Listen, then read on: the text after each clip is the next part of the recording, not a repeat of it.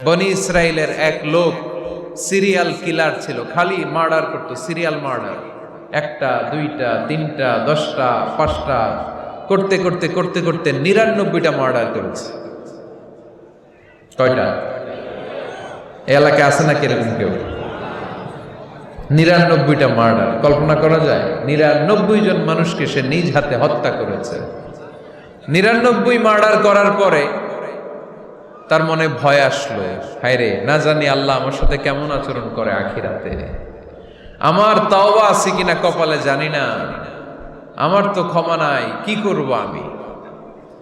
তো সে লোকজনদেরকে জিজ্ঞেস করলো, আমার ক্ষমা আছে কিনা, এটা কে বলতে পারবে? আমাকে আল্লাহ মাফ করবে কিনা? তারা সবাই বলল, এই এলাকায় এক আল্লাহর ওলি আছে, তার কাছে যাও। সে আল্লাহর ওলির কাছে যেয়ে বলে, ও আল্লাহর ওলি, আমি 99টা হত্যা করেছি, 99টা মার্ডার, আমার কপালে ক্ষমা আছে কিনা তুমি একটু বলো। আল্লাহর ওলি কই, কি বললা? 99টা মার্ডার? হায় হায়, সর্বনাশ, তোর কোনো ক্ষমা নাই। এবার যে মার্ডার করছে ও কয়, আমার যেহেতু ক্ষমা নাই, তোরে বাঁচায় রেখে লাভ কি, তোরেও দিলাম শেষ করে। এবার সেঞ্চুরি করে বানাইছে। কথা বুঝতেছেন? আমার যেহেতু ক্ষমা নাই, তো তোরে বাঁচায় রেখে কি লাভ, তোরেও শেষ করে দিলাম। এবার সেঞ্চুরি। সেঞ্চুরি করার পরেও ভয় আছে না নাই অন্তরে? অন্তরে তো আল্লাহর ভয়, কই যাবে? খুঁজতে লাগলো কে সমাধান দিতে পারবে। একজন বলল, ওই এলাকায় একজন বড় আলেম আছে, ওই আলেমের কাছে যাও। সে আলেমের কাছে যেয়ে বলে, আলেম, আমি 99টা হত্যা করেছি, এখন আমার বড্ড ভয় হয়, আল্লাহ আমারে মাফ করবে কিনা, তুমি একটু আমারে বলো। আলেম বলে, তোমার গুনাহ যত বড়ই হোক, আমার আল্লাহর দয়া তার চাইতেও বড়। তুমি কি পাপ করেছো, কি অন্যায় করেছো? তুমি জানো না আমার রব কত মেহেরবান, তিনি কত দয়ালু, তিনি ভালোবাসার আধার, তিনি করুণার আধার।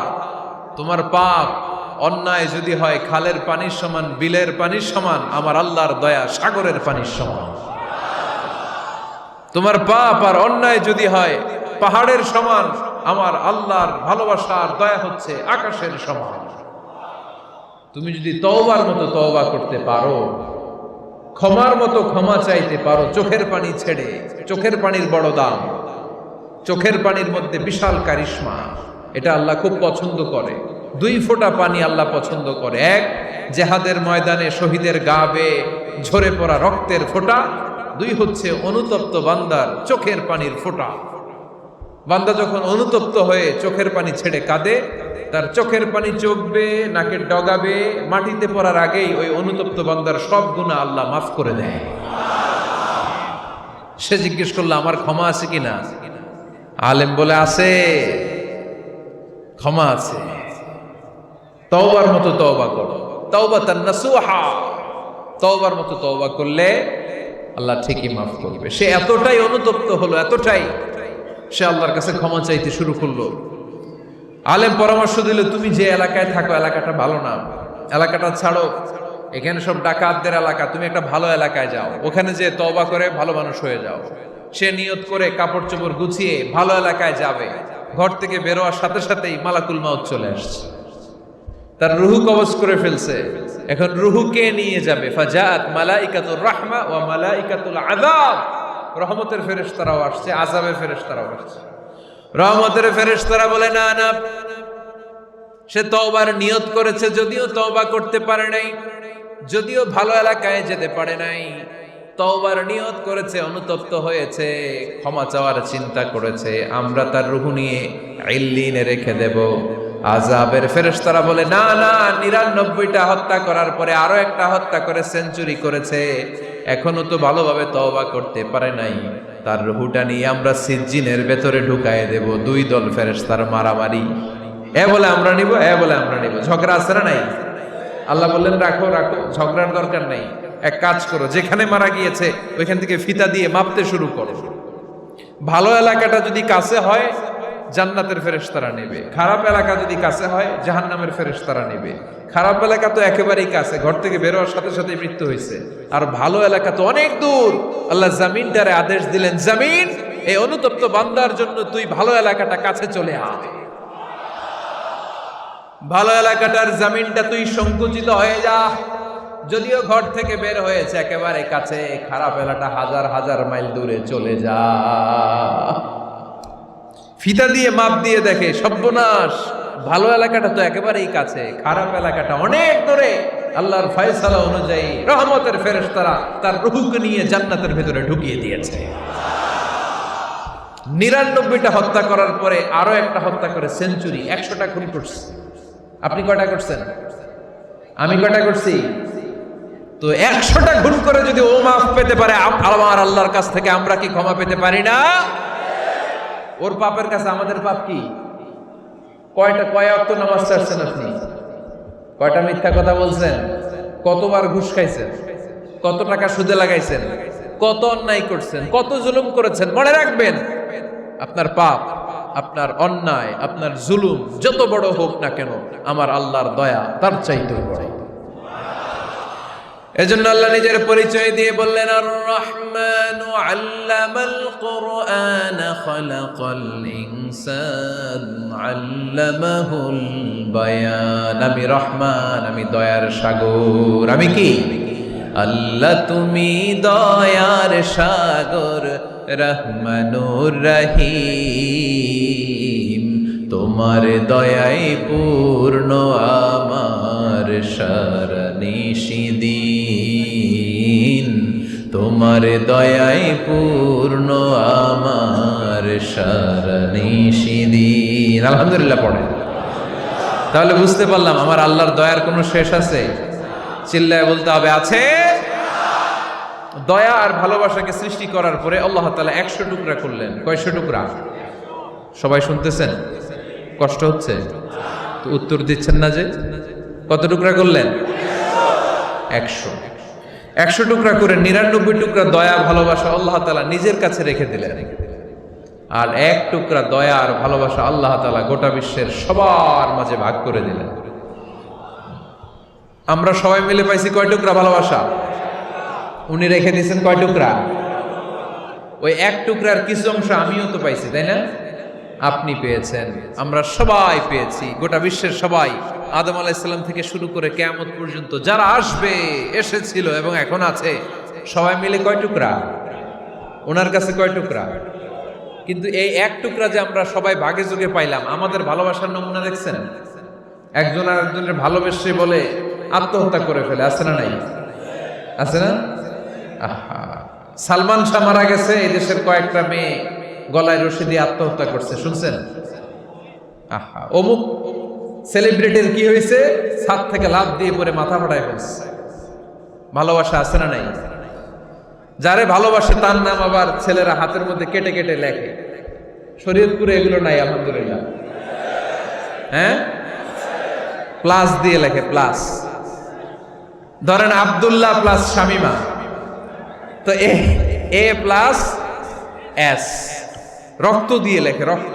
আমি অবাক হই, নিডেল, সুই দিয়ে কেটে কেটে লেখে আব্দুল্লাহর এ প্লাস শামিমার এস। কি ভালোবাসা! 1 ভাগ ভালোবাসার ছিটে ফোটা সবাই মিলে পাইছে। এইটা ঠেলা যদি এরকম হয়, তাহলে যিনি 99 ভাগ ভালোবাসা রেখে দিয়েছে তার ভালোবাসা বেশি না কম? দেখেন, ছোট্ট বাচ্চাটা রাতে খেতে চায় না, মা যদি বলে খাও, বলে না, খাবো না। আব্বু অফিস থেকে আসুক, আব্বুর কোলে বসে বসে আব্বু আর আমি একসাথে খাবো। এই ছোট্ট বাচ্চাটা কিছু বোঝে না, কিন্তু তারপরও তার বাবার জন্য ভালোবাসা তার হৃদয়ে ঢুকাই দিছে কে? আপনাদের এলাকায় মুরগি পালেন না আপনারা? মুরগি যখন বাচ্চা নিয়ে হাঁটে, দেখবেন মুরগি ছানা ধরা যায় না। ধরতে গেলে মা মুরগিটা কি করে? কামড় দিতে আসে।